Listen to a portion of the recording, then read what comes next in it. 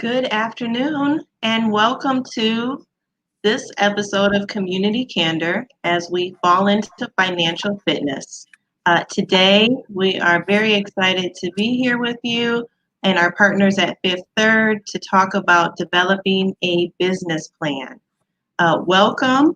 Let's go ahead and get this discussion started. I'd like to start with first introducing you to this session. This is Community's first Community Candor series, and we have 3 sessions that we're doing this month focused on falling into financial fitness. Our first session was earlier this week where we provided tips to help you find your dream job. This session today is going to be focused on developing a business plan. And then we hope that you'll join us next week because we'll be talking about sharing strategies to help you slash your debt. So before I introduce who is in the room, if you haven't registered, we will be displaying the link for you to register. We will also include it in the comment section. And it's really important that you register because that's how we can contact you for the prizes that we're giving away today, as well as send you a business plan so that you can, use all of the tips that are shared today in, either creating or growing your existing business. So without further ado, let's introduce who we have in the room with us, and I will actually turn it over to our moderator, Essence Wilson, to kick off the introduction. Well, thank you, Renee. We are excited to be here, and we thank our speaker today. And also, I'm just really proud of Communities First for providing this information and this platform and opportunity for people to gain knowledge and insight so that they can increase their own personal and professional wealth. So today, our speaker is Mark Baker, who will be talking about developing a business plan. So if you could just do a quick introduction, Mark. Sure, yeah. I'm Mark Baker, and I'm with Fifth Third Bank. I am privileged to lead our business banking team. I'm super excited about this topic and this opportunity to speak to you. Just wait a second. I got it. Let me know when you want me to get started with the presentation. All right, great. And I think it's always helpful to give context for why we do what we do. So if we could have Glenn just share why Communities First is doing this series, and then if we could have you thank our sponsor for today and introduce Loretta.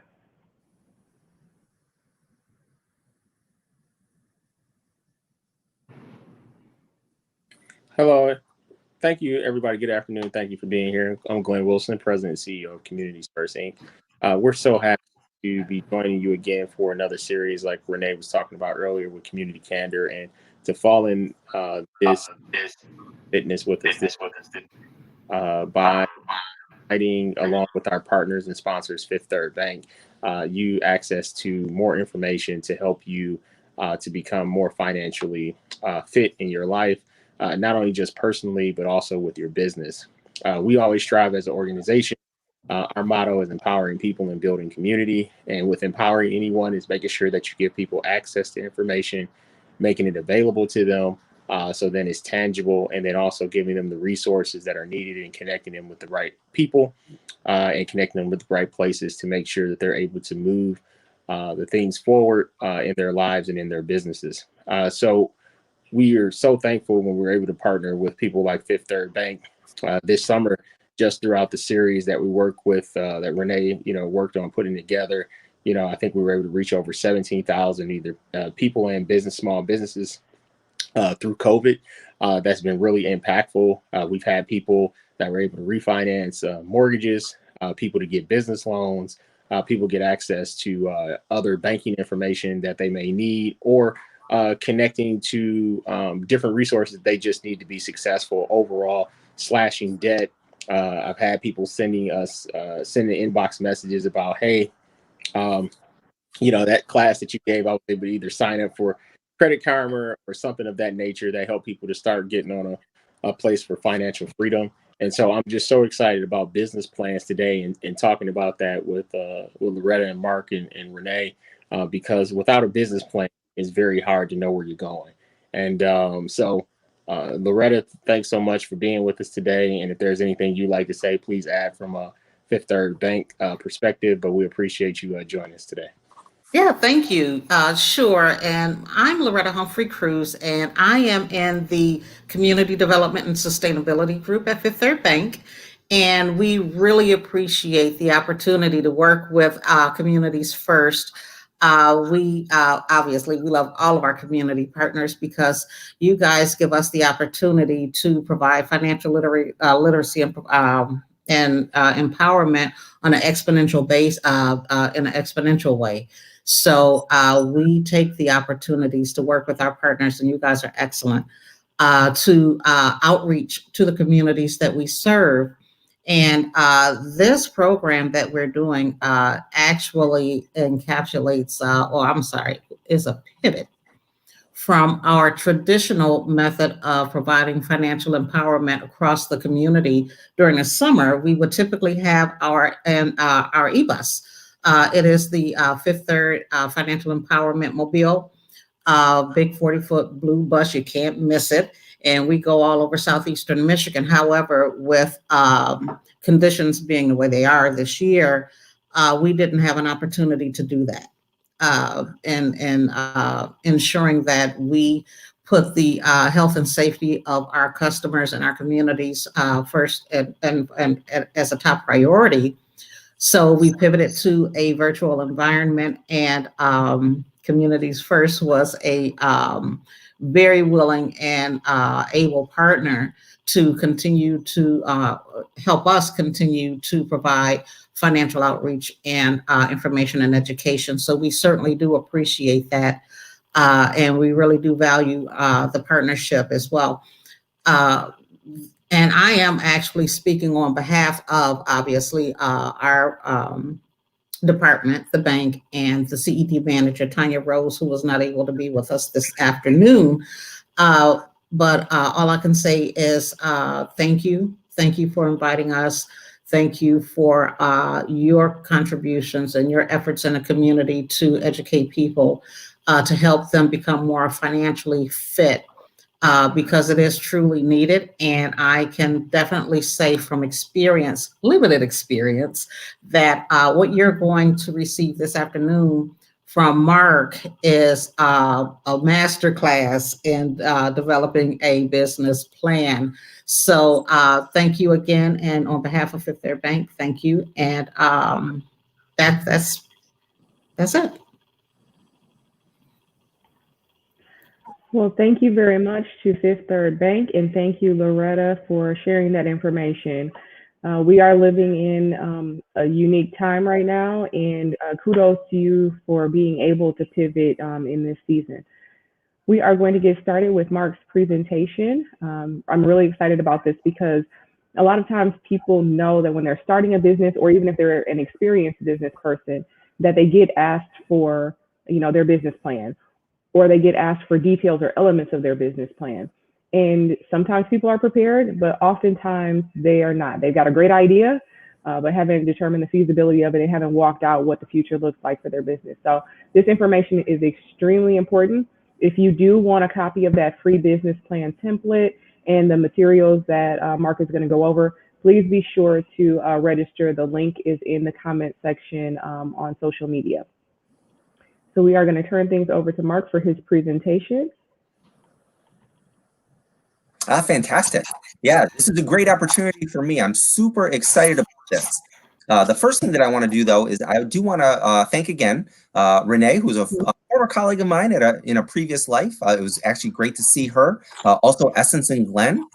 They do a fantastic job. And then also my colleague, Loretta. I really want to appreciate and thank you for bringing me into this. I am super excited about this. This is actually how I got my start in the banking world. Actually, how I got my start in financing in general. When I was, still a very young college kid, I actually had a job as a business plan writer, and I met this person who was a small business loan broker. And he told me, if you learn how to write a business plan, I can give you work to do while you're in college, something I could do, while I was on campus, something I, could drive over to his office and do. So I said, okay, I'll do that. I actually went to the bookstore. It was kind of the old-fashioned way, right? I went to the bookstore, bought a book, read through it, and said, okay, now I know how to write a business plan. Although, all I knew was something that I read in a book. I didn't have any experience at that time, but that's how I got started. So the idea that now I can, 25 years later, without dating myself, actually maybe more than that, without dating myself too much, this is something that I do on a daily basis. This is what I do for a living. I'm super passionate about this, and I'm ready to go. So as a reminder, please, any questions, we're going to try and leave some time at the end for questions and answers. Please make sure to type those into the chat. We will take a look and answer as many as we can during that time, but don't forget, put your questions in the chat. So next page, please. So what are the goals for this afternoon? So goals, identifying the importance of developing a strong business plan. We're going to explore the ways to use a business plan, and we're going to review the key parts of a business plan. So really just kind of walking through all the elements. We're going to make sure to hit all of those topics. So those are the goals for what we're going to do today. Next slide, please. So what is a business plan? I think Glenn had mentioned it in his opening comments, a little bit about, where he hears it, the use for a business plan, all those things, which are absolutely spot on. The thing that I would say, think about this. A business plan is a communication tool. It is a way for you to put your ideas, your thoughts on paper for others to understand what you're trying to do. So always think about it in mind, keeping in mind who your audience is. That's really, really important. As we go through the presentation today, we'll definitely talk about the individual component parts of it. But from a general standpoint, think about it. It is your opportunity. It is your chance to communicate, what your thought, what your vision, how this is going to operate, all those things. So think about it as a communication tool. Next page, please. So thinking about the audiences, think about this plan. It's a living document, something that's going to be used with different audiences for different times. So a couple of the different people that will be in your audience. Investors, people who you think might want to come in and be a partner with you. People who will invest money, invest capital in what you're doing, and they want to know, on a very deep level, exactly what your business is going to do. Think about as lenders. This is what I do, for my livelihood, is we actually loan money to businesses. So we, certainly have a vested interest in, understanding what these companies do, how they operate, the goals, the objectives, the operational details, all of those things. That's certainly what we want to know. I do want to make a little different. I want to make a little differentiation between investors and lenders. So investors, we can call them equity investors, shareholders, partners, co-owners. They will invest money in the business because they want a stake. They want an ownership percentage in there. So that's one category. A lender is not going to take an ownership interest, but they will require repayment over a certain period of time to do that. So even though they have probably similar questions and maybe similar attitudes, they are not the same audience. So one thing that I think is important to note, you can have more than one version of your business plan. One version can be for investors. One version can be for lenders. So understand you can have a version 1 and a version 2. That's okay. You're going to include a lot of the same information and try and communicate a lot of the same information, but you can have different audiences in different versions. I do want to highlight this though. When we talk about audiences, oftentimes we think about the external audience. We think about investors. We think about the lenders. We think about others that will be reading this. Know this though. The most important user of this business plan is you, the business owner. As I said, kind of in my prior slide about, what is a business plan? Think about this from your own perspective. Think about how this can be a living document to help you grow and develop and put your ideas on paper, how your business is going to operate, how you're going to get from point A to point B, oftentimes it's not a straight line. That's one thing we know about life. If there's anything that we've learned, during this year of the pandemic, is sometimes we just don't know all the changes that are going to come at us. So I think that's really important. Again, from your perspective as the entrepreneur, think about the business plan as a way that you communicate your ideas. Oftentimes business, starting, running, owning a business, leading a business, it's all about bringing your ideas to life. It's about you communicating your vision, how you do that, how you grow your team, all those kind of things. All those elements bake into a business plan. So I think it's really important to think about that. Next page, please. So how lenders and investors use the business plan. So think about this. I mentioned just a second ago when we talked about audiences, just the differences between an investor and a lender. So I think we've covered that. Each wants to understand the business on a deep level. Each wants to know what the goals and objectives are and how they will be achieved. That's what we're trying to communicate. We're trying to dig deep, for our audience and really describe that.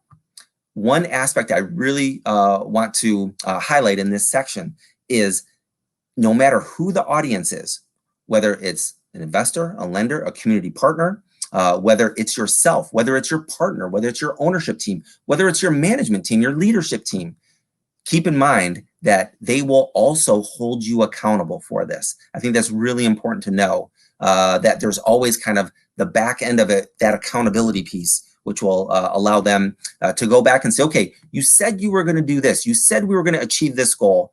Did we do it? Number one. If we did, why was it successful? If we did not, what kept us from achieving that goal? Just remember about that. So next page, please.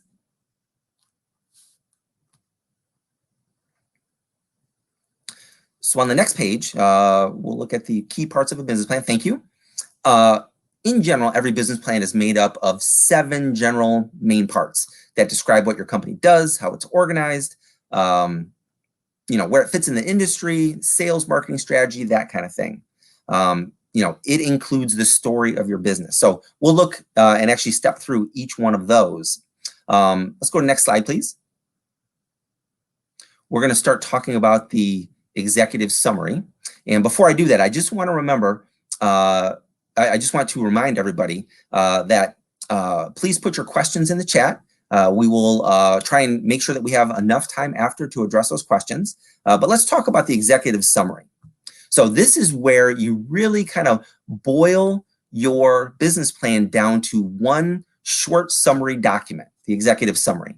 So hit the clear highlights. Make sure to be clear with what you're saying. Also, be concise.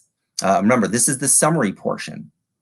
So entice and incent the reader to actually dig further. What the goal and objective of the executive summary is to give a reader a reason to dig deeper into the plan. This one, one of the reasons why I'm so passionate about this, I've probably read literally hundreds and hundreds of business plans, maybe even thousands of business plans. A couple of things that I've done through my career has been work with economic development organizations, Ann Arbor Spark. I was actually on their finance team, and I was also on their investment review board when they ran the Michigan Pre-Seed Capital Fund. So I was one of the people on the committee who actually made the yes/no investment decisions for those who were looking for funding from the Michigan Pre-Seed Capital Fund. So we saw countless business plans with that. And what we would do is we would look at the executive summary, we would read through it, and then we would make the decision, is it worth going in, deeper into the plan? Is it worth going into the individual parts? So it's really important when you think of the executive summary that this is the place where you really dig deeper. You really ask the reader to dig deeper, give them a reason to continue on with the plan, because I can say from my own experience, you can really tell from a business owner and entrepreneur if it's worth investing more time and more effort into that. So again, be clear, be concise. Many readers will stop right there if your executive summary is not strong. So that's a key thing to think about. Next page, please. So the company description. So this should contain the information about your business, its size, its mission, its product, service, why you think your product and service is useful to customers. So really you're describing kind of what your company is, what it does, where it's located, just kind of a lot of the facts around that. So as you write the section, consider these questions. Who's going to benefit from your company's products or service, and how will they benefit? Does your company have a mission statement? It should, by the way. If not, who would you involve in developing one? Think about, other partners, leaders within the company, those outside the company that are maybe advisors to you, whether they're community organizations, financial organizations, whether they're other business owners that can give you some perspective. I think that's really important. Think about how your company has changed over time. Are you brand new startup? That's a story to tell. Are you more of a mature company where you've been doing this a while? That's also, a different story to tell. So what trends or themes do you see within your business and its performance? Who are the main employees? Who's the leadership team? All those things I think are really important to put in a company description. You want to make sure that you give clarity to a reader so that they really know what your company does, how it does it, and who are the key people to make sure that those things happen. So I think that's really important. Next page, please. Management and organization. So this is part of this is really just kind of some legal nuts and bolts. What kind of organization is it? Is it an LLC, an S corp, C corp, a partnership? How is it formed? How old is it? How old is the company? When was it formed? All those kind of things. So those are just really some details. They matter, even though a lot of times, and coming from a guy who has read legal documents for 25 years. It can get a little tedious, just being honest with you. But coming from the perspective of a lender, coming from the perspective of an investor, and that's actually one thing that I did earlier in my career. I kind of took a break in my banking career and actually went to work for a private company, an individual entrepreneur, and we would look at many different business ideas. And one of the things that was really important was how were the companies that we were looking to invest in, how were they organized? What form did they take? How long had they been there? That really would guide our decision-making as to how, where, and when we would invest in a company. So I think that's important. So a lot of times the legal details can get very boring, very tedious, but don't overlook that. That is important. I think the more important thing on this page with regard to management is, so think about the management of the organization. How is it run? It's really important to communicate that to your audience. How is it run? Who are the key people?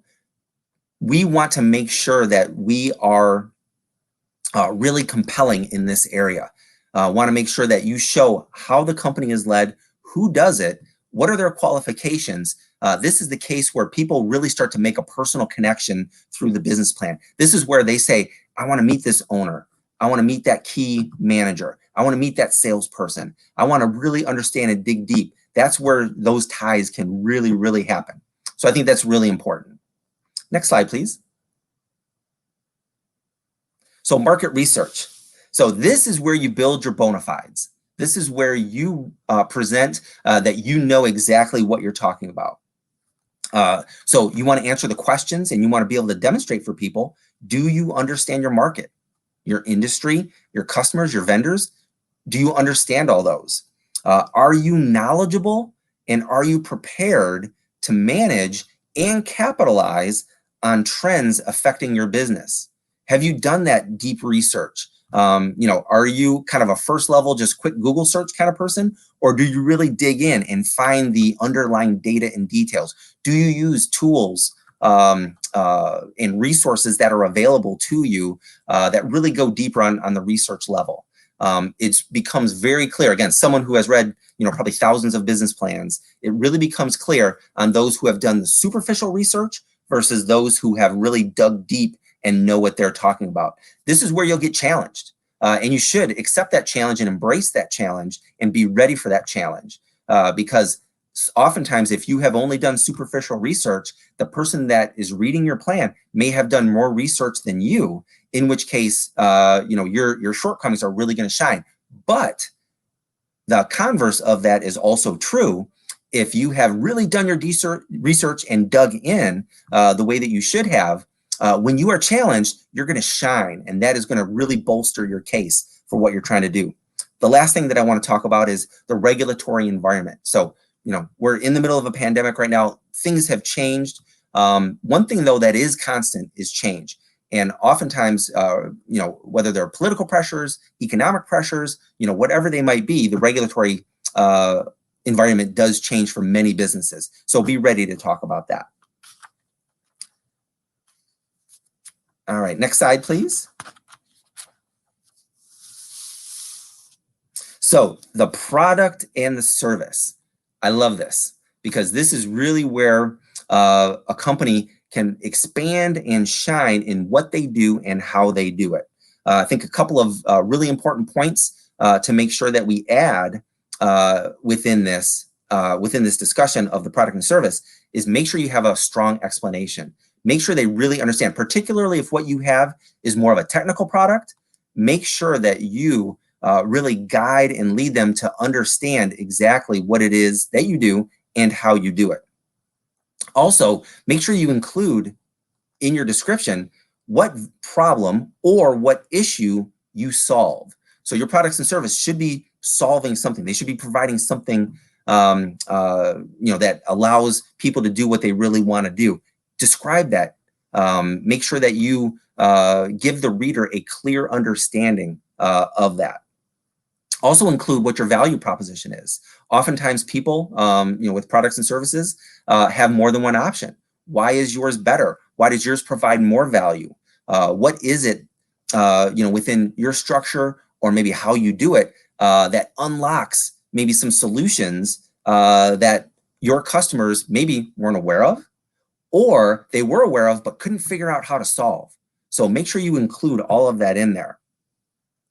I mentioned your competition. How do you measure up? So how do your products and services measure up? Oftentimes you see grids showing, where you're strong and others are weak. And also, it's really important to be very self-aware in this process. Don't just put pie in the sky, I'm the greatest, my product and service is the greatest. No one else can compete with that. Number one, nobody believes that. So that automatically puts you at a disadvantage, because then people are really not buying into what you're saying. What you do want to do, when I talked about being self-aware, what you do want to say is, yeah, you know what, I'm a little lacking in this area. These particular areas, I have great strengths, but other areas maybe are places where we are working on. Be upfront with that. They will, any reader and anybody who really interfaces with you on a deeper level, they're going to get to this. So be upfront with what you do well and maybe what you don't do well. I think that is really important. It adds and gains credibility. Also, as a last point on this slide with regard to products and services, also include, like, at what stage are you? Using technology as an example with this. Have you really put your products and service out into the marketplace where independent third parties are using it, or are you still in internal testing? Have you done a beta test with many outside clients, just so you can go through and correct any bugs or anything like that? That is important, not only for a technology solution, which is something we hear about a lot, beta testing and those kind of things, but even if you're a service business, if you make tangible goods and services, that is something that is important as well. Know and understand where you're at in your product life cycle. So next page, please. Marketing and sales. This is really important. And I probably said that for every section on this, so forgive me for that. But marketing and sales, think about this. Do you plan to grow by hiring additional employees, acquiring other companies, franchising? Will you reach new markets or offer new products and services over time? This is all part that needs to be baked into the marketing and sales discussion. What channels are best suited to communicate with your customers? How will you advertise your product and service? How do you get your messaging out to who you're talking about? Will you sell directly to consumers or to other businesses? Will you have a sales force? These are all questions that you should answer within this section. Remember that marketing and sales is all about connection and experience. And I think that really needs to be highlighted in this section of your business plan. Really important to understand how you're going to connect and create those relationships. And then once you do connect and create the relationships, then how will you create the experiences which will continue those relationships over the long term? So I think that's those are really important points with this. So let's turn the page and take a look at the next part of a business plan, the financial health and future financial projections. So this is where I think that I have seen it all. I've seen pie in the sky projections, and I've also seen actually very difficult projections for those companies that are going through difficult times. We think about the current crisis. We've seen some really sobering numbers. I think back to the Great Recession in 08, 09, and 10, where we saw some really challenging financial projections. So I think I've seen everything, through the whole gamut. One thing I would say is when you're making projections, think about this. Think about your best case scenario. Also think about your worst case scenario. So that helps to define the range in which you expect to operate. So once you define those endpoints, also think about the most likely case scenario. I think that's really important just to understand not only the range, but then also what you really expect. Oftentimes, people want to include kind of their best case projection. Like if everything goes perfect and we dominate the world in 12 months, they want to include that. That's not the right thing to do, by the way. It is important to be able to showcase the potential that your company has. So I think it is important to include those. You can include more than one scenario. So I think that is important because it really demonstrates upside. But I think there's also a very important point here about adding a dose of reality as well. People who have read business plans have all seen the proverbial hockey stick, where your business goes along and all of a sudden everything takes off like a rocket ship. Just understand, people don't believe the rocket ship. They don't believe the hockey stick. They want to really dig in and understand further. And oftentimes they will start to sketch out their own projections for your company. What you want to do is get ahead of that thought process and include the right data in the right format with the right underlying assumptions in order to do that. So be transparent with those assumptions. I think that's another key point here with financial projections.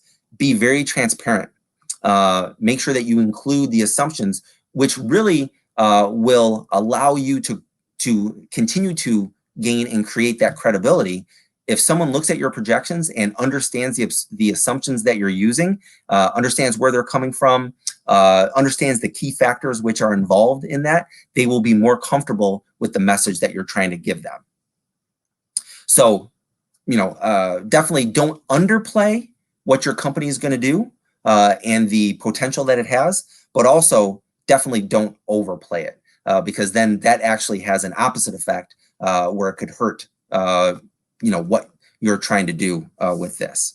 So some of the elements to include in the projections, your balance sheet. So that's a snapshot at any given point in time. So include that. Assets, liabilities, equity, those kind of things. Also include your profit and loss statement or your income statement that shows the profitability of what you're doing. Revenues, expenses, then profit on the bottom line. So include those as well. This is really important. Include your cash flow statement. So as companies grow, as companies shrink, or as companies stay the same size, there's always a cash impact on that. And that's really important. Savvy investors and savvy lenders really know the importance of cash flow. So make sure to do a cash flow statement within your projections. Now, with regard to kind of the frequency, as you're giving this to people, you can, project out on an annual basis, every 12 months, you can do that. You should do more than that, though. You should probably do it at least on a quarterly statement. So every 3 months where you're doing a projection and showing where you anticipate being over those 3-month increments. So I think that's important. Also, and really depending on the stage that your company's at, if it's a mature, stable company, you probably don't need monthly. Maybe you do, but it's maybe not a requirement. But if you are a growing company, if you're an early stage company, I think it's really important to break it down even on a monthly basis and sometimes even on a weekly basis. So that's where you really have to pick and choose what those increments are. Then how long should this business plan go for? Is it a 6-month document? These projections, are they 6 months, 12 months? I would say minimum of 12 months because people really want to know if you know where you're headed and how you're going to get there. So minimum 12 months, but I would say probably 3 years is a good baseline, even out to 5 years. Just know this, again, as someone who's read, many business plans throughout the years, it's never my intention to hold someone accountable to year 5 of their business plan. But it is important to me for them to understand and demonstrate that they know where they're going, because one thing with these projections, it really helps people to know that you understand the cause and effect relationship between the short-term decisions that you're making right now and how they will affect you for the long term. And that really is showcased through the projections. So even though, I would never hold someone accountable to year 5 of their projection, I will hold them accountable to the decision making and thought process that goes into getting to that year 5. So I think that's important. So, used a lot of words there, but I would say probably a 3 to 5 year window is important in financial projecting. So I would say that. Next page, please.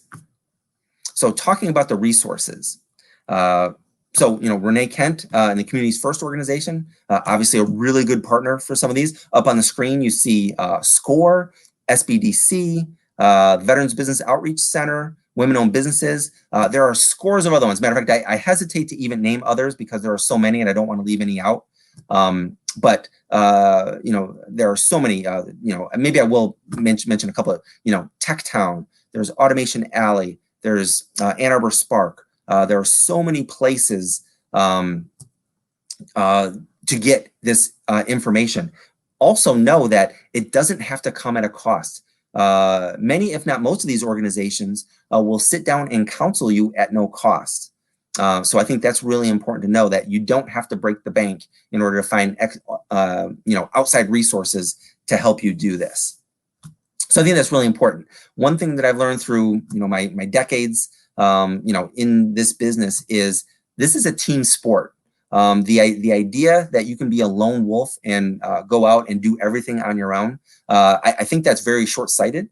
And I think that will not lend itself to your best outcomes. So look for those important partners. I think that's really important. Okay, next page, please. Remember, we're hitting the summary right now, so please enter your questions in the chat. I did try, and forgive me if I went really fast. Number one, I'm passionate about this. I'm excited about this. So, please forgive me if I went really fast. But one of the things I was trying to do is also leave some time at the end if we did have some Q&A. So enter those questions in the chat, and we'll make sure to address all of those that we can. So the summary here. So remember, this is your introduction to others. This is your chance to really show who you are and dig in. When you send this to an investor, a lender, another reader for this, that's really important to know. This is your chance. Again, make it concise, make it relatable, make it readable. And when I say readable, never hesitate to have someone else proofread your work. Have them take, an independent, fresh set of eyes. Sometimes we fall in love with our own words. And sometimes we know exactly what we're talking about. We know what we're trying to say, but it doesn't necessarily come across the way that we want it to. So use others to kind of read and edit your work. I think that'll be really, really beneficial and helpful to you. Make it compelling. Again, this is where you're telling your story. You have ideas, you have thoughts, you have things that you're going to bring to life. And this is where you have the opportunity to really share that with people and make it compelling for them. So I think that's important as well. Remember that readers will ask more questions if they want to dig in. So use appendices for a lot of that, dense, nitty-gritty detail work. Use the appendix for that. You don't need to, kind of bog down your business plan by adding every fact and every piece of research that you've done, you can add that, but just put it in the appendix. Certainly don't bog down your executive summary with it, but then, the main body of your business plan, you don't even need to do that. If people really want to dig in and know that, they can turn to the appendix, but you don't have to flood the business plan itself with a lot of that stuff. They will definitely dig deeper if they want to. And matter of fact, they could even reach out to you and ask for more information. Last thing that I want to put in with this, you can tell I'm passionate about this. So why am I passionate about this? This journey is worthwhile. I've seen so many people, and that's actually one of the things that gets me up out of bed in the morning, is the ability and the opportunity to help entrepreneurs bring their goals, their dreams, the things they want to accomplish, to bring those to life. And I'm glad that I get to be a part of that. So take the time, use this. As I said when early on in the presentation, when the audience is, the most important person in the audience for your business plan is you. This is a document that you can use to help guide and lead you through this, help you make decisions, help you think around the next corner or maybe the next 2 or 3 corners with this. So the journey is absolutely worthwhile, and I'm really excited that you joined us to learn more about that journey. I want to thank you for your time, and it looks like we have about 15 minutes left, which is kind of what I was shooting for. So I'll turn it back. Essence, I don't know if you are going to be running kind of the Q&A or Renee, but just let's know and we can tackle this together. All right, so thank you so much, Mark, for a very informative presentation. There was a lot there. So as we kind of think through that and debrief it, I'm going to have Renee and Glenn, and then I'll also have a few comments just about what we got out of it that we would like to elevate and highlight for those that are watching. I do want to also remind you, I put it in the comment section on social media, that we would love to give away some prizes. So we have 2 $25 gift cards. We'll give one away to someone who has registered, and then we'll give another one away to someone who asked a question.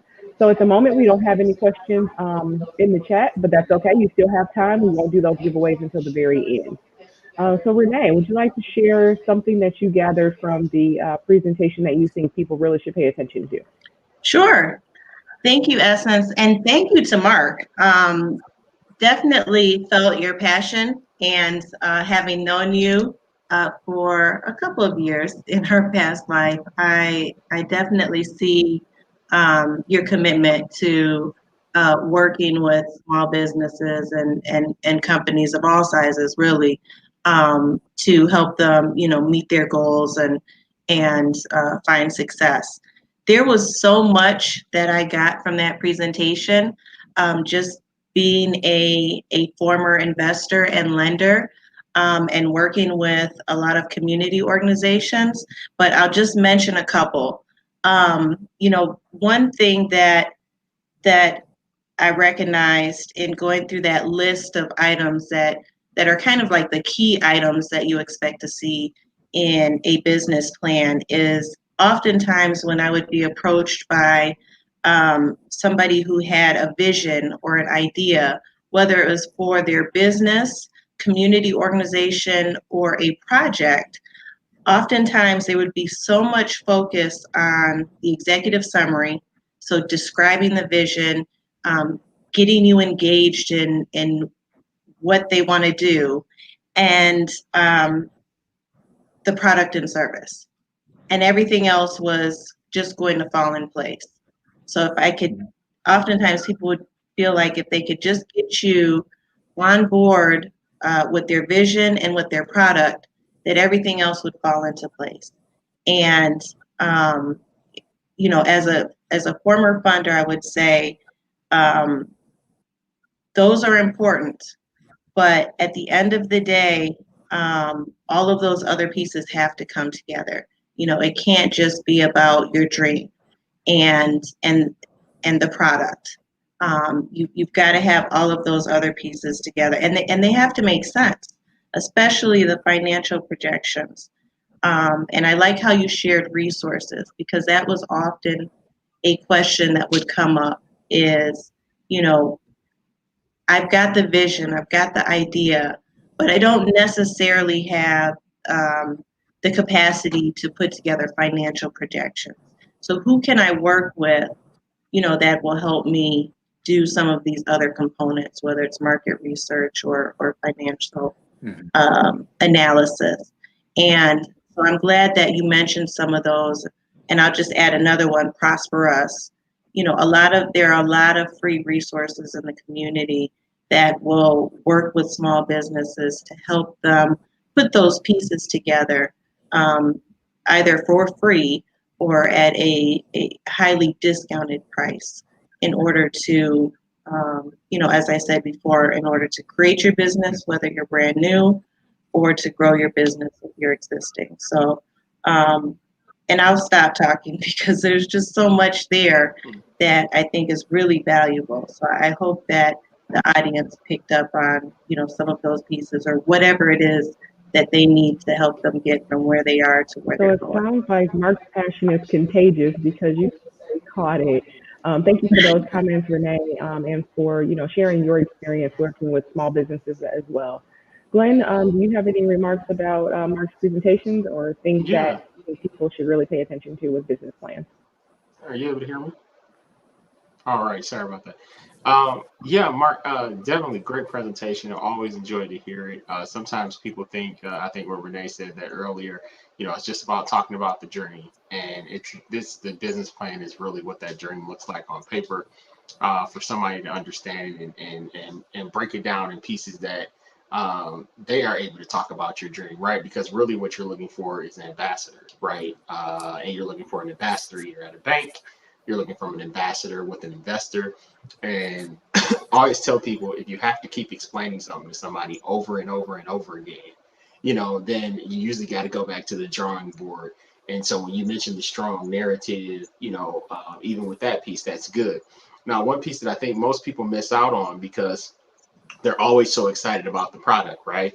And I see this happening in the nonprofit space and in the for-profit space when people want to start an organization is the market research, right? And so, like you say, know your business, know your lane. And everybody wants to start, and then there's nothing wrong with this, but you have, if you're going to start a shea butter company, what's different from the shea butter company that the person owns next door? Or if somebody owns a chocolate shop, what makes your chocolate shop different, right? And the thing is that something can be your passion and it's something that you can love to do.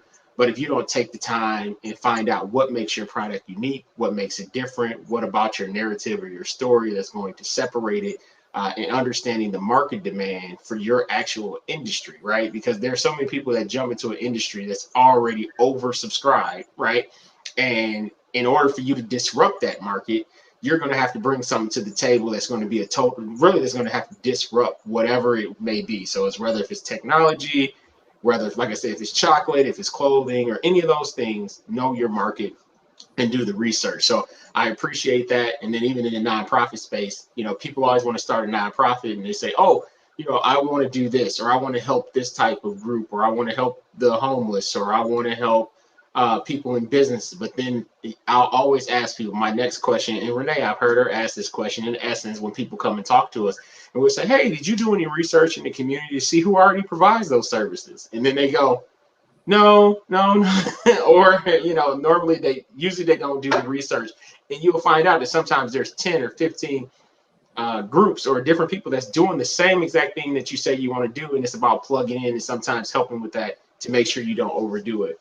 The other thing that I love what you said was about being honest and transparent about where you're at, right? That's one of the hardest things I think for any business owner or somebody that has a vision to do. And I realized earlier in business, the more successful I become is those areas when I said, hey, I don't know what I'm doing here, or I'm lacking information or knowledge, and I need your help, right? Because when you go and you stand in front of a banker or an investor, and you mentioned this earlier, and I just want to dig a little bit more into that, and you sit down with them, some of them already know your industry.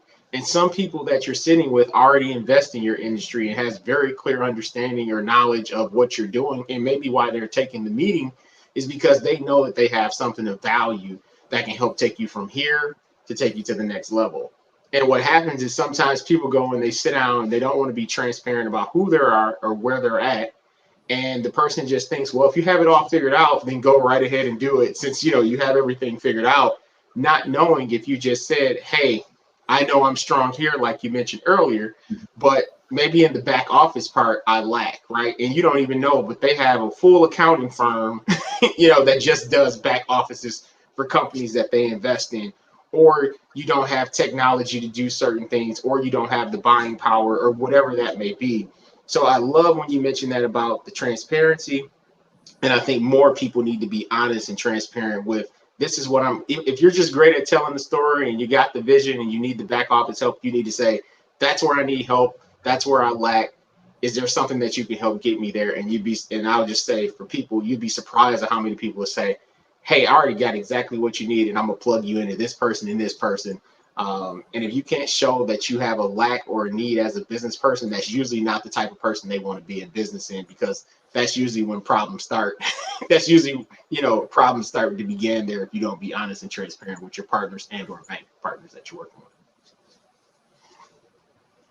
And I have to laugh because Glenn actually stole the thing that I was going to say, just about that transparency piece and knowing and understanding your business. I think there is a bend towards appearing and seeming perfect and seeming like you have everything figured out. But if they're coming and talk to someone like you, Mark, or then they're going to recognize and realize that you know and understand what you're doing, and you've done this so many times. So you're going to see those gaps and holes anyway as you ask questions and as you read through the material. So why not be honest and upfront in the beginning, instead of trying to pretend as though things are perfect? So a few questions that we do have would be, how often should someone update their business plan? So I think the business plan needs to be a living document. So I think, the idea that you're updating it and the person is thinking about that, I think that's fantastic. So the question is, how often?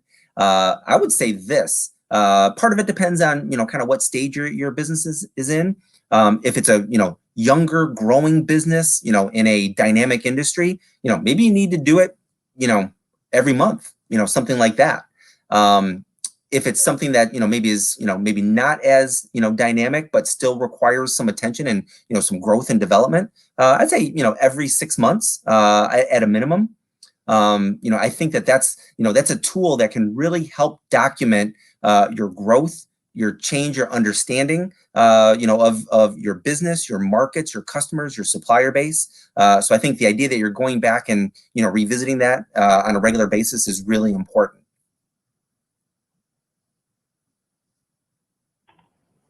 I like the idea of it being a living document. So often these things are created and then they just sit on the shelf until somebody asks for it again, and then you realize you need to make some updates and make some changes. So that's really helpful. Another question would be, what are the differences? If someone is an existing business owner, does the process look different for them as they are either creating a business plan or updating and modifying it? So I think it definitely would be very different. So for making the distinction between someone who has a current operating business versus someone who is starting one from the beginning, I think those are going to be very different. So it sounds like this person already has an existing business. So how would the process look different? I think you still need to dig into each one of those sections. I think that's important to be able to do that. The thing that I would caution somebody on is, if you already have an existing business, it's already up and running, and you're starting out with a business plan, don't take things for granted. So make sure you dig in and ask yourself those questions. Be, very reflective for, your management, your customer base. If you do not dig in and, really ask yourself the tough questions, you're not going to get kind of the full benefit and value from this. So I would say, go slowly. Don't rush through this. Again, the journey is really beneficial. It's very worthwhile to go through and do that. Use partners, like we talked about earlier. Use partners, have others look at your work and say, hey, what did you mean by that? Can you expand on this a little more? Because through that process, I think you really get to know yourself and your company, just maybe in a different way, in a more fresh way. To do that. So I think those are some ways that it might look a little different than if you were starting one from scratch and just, starting with a blank sheet of paper, at the beginning, of an entrepreneurial startup company? And so I'll ask this next question of Mark and Renee and Glenn, but there's going to be a little bit of a difference in thinking about the question. So the question is, does a business plan make a big difference as to whether or not someone gets funded for a grant, or if it's they're looking for a loan? Does having a business plan or not having a business plan make a substantial difference? And I think the same is true if a nonprofit has a strategic plan, which has some similarities to a business plan as well. So we'll start with Renee. That's a great question, Essence. And I would say that while it's not a requirement, it definitely helps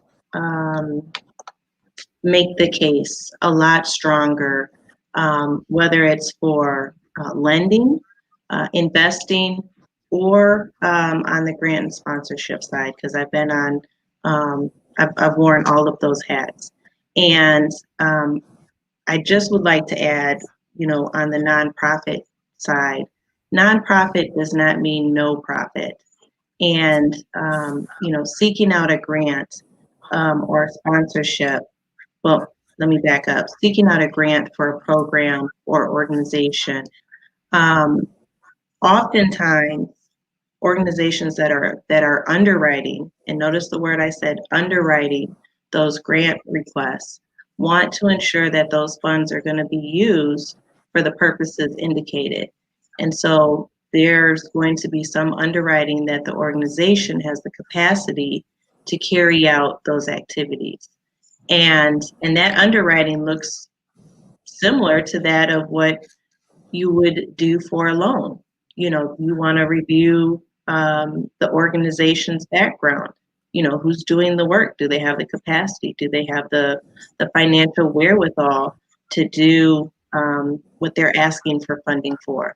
And so, I would say keep that in mind to organizations that are operating within a nonprofit mindset, nonprofit world, that, there is some analysis of your ability to do what you say you're going to do. And a financial plan, a business plan, can help you to, make sure that you're operating in a way that you can continue to serve the community that you're trying to serve. So I just would add that piece. But back to your original question, absolutely. It definitely makes a difference. So Glenn, can you share your thoughts on the same question? Yeah, I can definitely say I know. I mean, just from personal experience, that a business plan can speak to, me being a serial entrepreneur most of my life. That when I have a business plan, can put something in front of people, even if all the pieces are not done, makes a big difference, because that transparency piece that Mark talked about earlier is that sometimes I was able to create a business plan, had gaps in it, and knew that I needed it. So I would still even put the header in there, and then would put like still working on it or in process. And then they would say, okay, so when I would give them a business plan and say I wasn't done with projections because I wasn't for sure where I was going to get something from either a supplier or something of that nature, and I would just put, in progress in there. And sometimes people ask me that question, well, what does in progress mean? And I would say, oh, well, in progress means it's like I'm still trying to get numbers on this. I didn't want to provide you something that was inaccurate. However, I could provide you something at a later date, but I just want to let you know it's something that I'm thinking about and something that I'm looking for assistance from, within my network to try to make sure I get that piece filled in. And you'd be surprised at the amount of responses I get or I've received from people that go, wow, just from you even thinking about that, for you even putting that in there, made a huge difference of, why I either want to invest, in your business or become a partner with you, is because you acknowledge there's gaps, and then you're also knowing that, it takes progress to get things done. And people realize with businesses, it's impossible to know every single piece of under every rock, especially when you're starting something up. It's highly unlikely that one person knows everything, and you need a team of people And I think that's one good thing that you have to do within a business plan. But I've definitely received a lot more funding, either through grants or through banks or investment partners, by having something on paper, that was clear with the pieces that I knew, and then that the pieces that I did not know, were clear. So absolutely, you definitely need a business plan, and it just makes people feel a lot more comfortable, and they can take it home with them. Some people you could talk, they don't like the sell pitch, and they'll just like to take it home and just read it over lunch or over coffee without you talking to them. And if they can read through it and get comfortable with it, and they can make notes and scratch on it, like you'd be surprised what that does for people. It's always important to have something in your hands. And then, Mark, is there anything that you would like to add to that? No, I think that both Renee and Glenn covered it very well. I think it's important to have that information, even if, so in my work, we don't necessarily require a business plan from every person that comes to us. But what we do require from them is a solid understanding, all of which would be contained in the business plan. So even if you don't give it to somebody physically, it's a great tool for you to be prepared to answer the questions that need to be answered.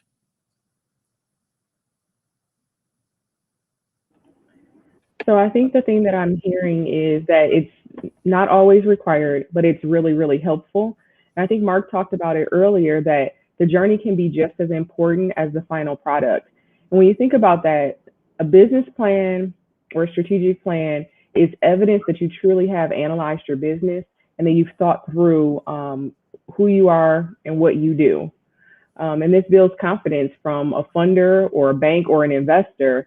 And, people have to realize that you don't just have a wonderful idea, a great product, and then walk into the bank or walk into a foundation and walk out with a bag of money.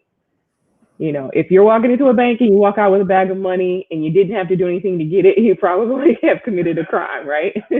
So you have to know your business, you have to understand it, and just, be really mindful of, who you are and what you're trying to accomplish, and really understand the ins and outs of a business if you expect someone to invest or entrust resources to you to accomplish a goal. So I think we're going to do a round robin for final comments. I'm going to bring Loretta back as well and have her join us. And then we will start with Renee, and then we will go through and have final remarks today. And I just want to say up front, thank you. This has been really helpful. The fact that that toolkit is available, please be sure to register. We'll put the registration link back up here in a second, but we can give you all of those resources to help get you started. So you'll get websites, you'll get a template for creating a business plan, and that puts you just that much closer to realizing the vision for your business. So we're going to start with Renee, your final comments for today. Thank you, Essence. I just would like to add that I think it's important to create it before you need it.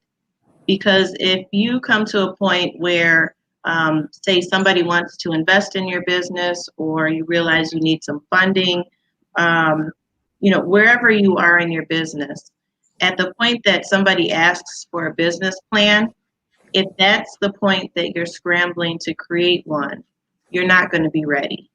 And so I would say, create one before you need one, before you've been asked for one, because it's not something that you can just whip up. I mean, it really does take some time, analysis, research, and you want it to be useful. You want it to be accurate.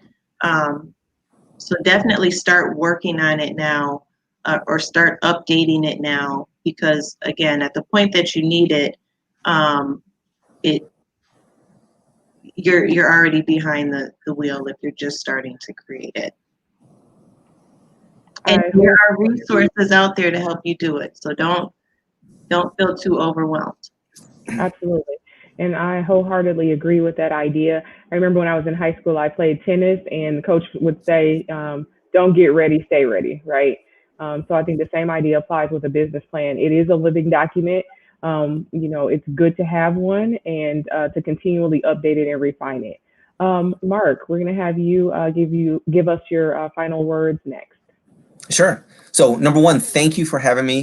This is super, fun for me. I'm passionate about this. It's kind of my mission and my purpose. So this was really exciting for me. The final comment that I'll make, with regard to this is sometimes, the start of anything like this, can feel daunting, but just know that it's worth it. Just know that, by investing in yourself, you will get the benefit back out of it. So it is definitely worth it. That's my final comment. Glenn, is there anything that you would like to say as we prepare to conclude?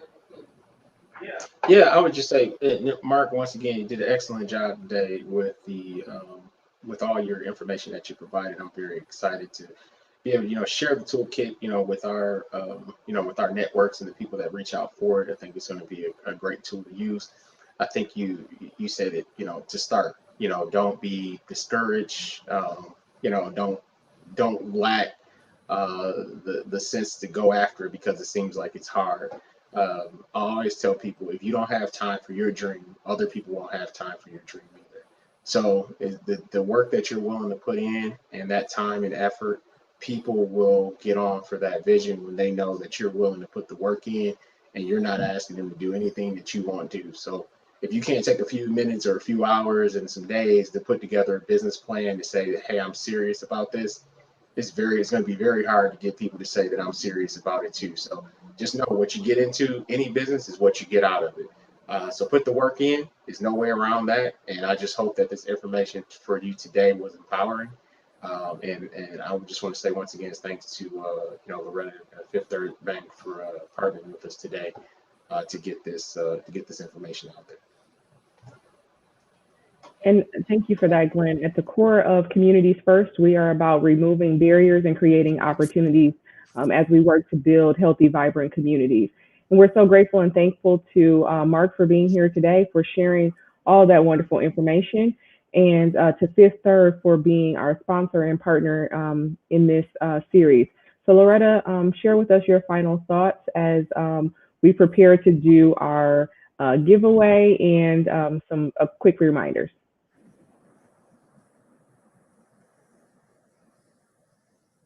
First. Okay. Yeah. No, I just want to thank you guys. The Communities First team is fantastic. And I was confident that the attendees were going to go through a master class of developing a business plan. Mark is very good at what he does. The only thing that I can add, because this is not my specialty, but I can say that I had in the past been a serial entrepreneur, and I still have close relations that continue to be serial entrepreneurs. But listen to the experts. You have a panel of experts here, and you may feel like you are confident in what you are putting together as you develop your business plan, but reach out and talk to the people that do this for a living. They can find the blind spots in your plan, and they can help you develop a well-rounded plan that can help move you forward and help you in your journey to seeking the financing or seeking really good a team as you put your plan together, as you develop your business. So that's the only thing that I'd like to add. But I do want to, like I said, on behalf of Fifth Third Bank, thank you guys. We really appreciate your organization. We really appreciate what you do. And congratulations to whoever wins the gift cards. Yay, you. And again, thank you so much. So as another part of the partnership with Fifth Third, they have contributed some gift cards. So we do have two $25 gift cards that we are going to give away. And those go to Linda Hopkins and to Charlene Wilkowski. So if you heard your name, if you're either Linda Hopkins or Charlene Wilkowski, please be sure to send us an inbox message, get a hold of us, and let us know where to send your $25 gift card. And as we wrap up for today, I just want to say thank you again to our speakers today and also to Fifth Third Bank. A friendly reminder, because we never miss the opportunity to engage people in very important civic work, please register to vote. You can get your absentee ballot. You can do all of those things. michigan.gov/vote. And I said this earlier this month, Michigan has made it so much easier to vote amidst the pandemic. There are no excuses. So go there and figure out what you need to do. Also, on October 19th, that is Monday, at 5:30, we have one more workshop in this series called Strategies to Slash Your Debt. So if you say, I'm the person that has no debt, then great, kudos to you. You can get some information and pass it along to somebody else. But I think everybody will be able to benefit from the information that's presented. So thank you all for listening, for being with us. We enjoyed our time together and hope that you were able to learn something that you can put into practice. We are falling into financial fitness, and hopefully we will see you again on October 19th at 5:30 p.m. Have a good rest of your day